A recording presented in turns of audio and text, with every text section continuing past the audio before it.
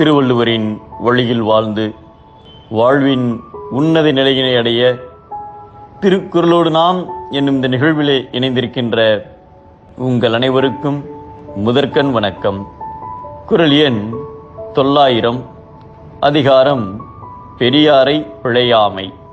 கௌசிக நாட்டை ஆண்டு வந்த மன்னன் கௌசிகன் என்பவர் ஒரு நாள் தனது படை பரிவாரங்களுடன் காட்டு வழியே பயணித்துக் கொண்டிருந்தார்.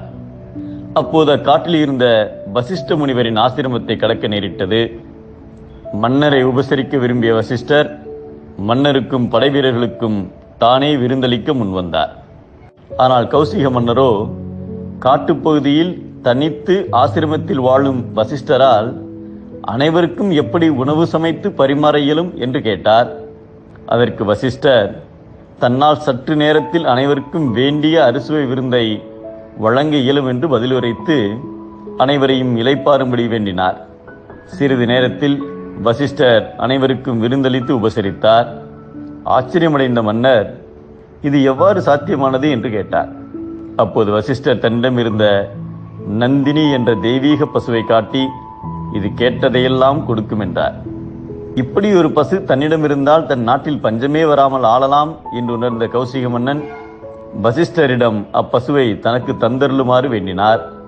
பிரம்மன் தனக்கு வரமாக அளித்த பசுவை உங்களுக்கு தானமாக தர முடியாது என்று வசிஷ்டர் மறுத்தார்.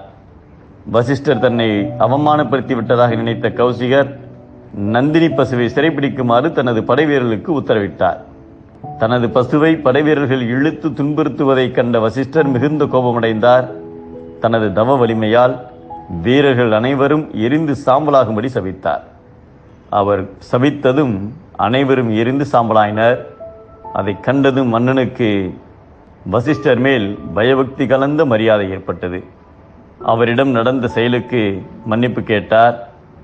வசிஷ்டரின் மகிமையை உணர்ந்த மன்னர் பின்னாளில் தானும் அவரைப் போல் பிரம்மரிசி ஆக வேண்டும் என விரும்பினார்.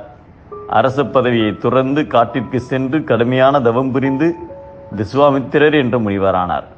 சிறந்த பண்புடைய பெரியோர் சினந்தால் மிகப்பெரிய துணையுடையவரும் தப்பி பிழைக்க முடியாது என்பதை இறந்தமைந்த சார்புடையராயினும் உய்யார் சிறந்தமைந்த சீரார் செறின் என்கிறார் நம் தெய்வப்புலவர் திருவள்ளுவர்.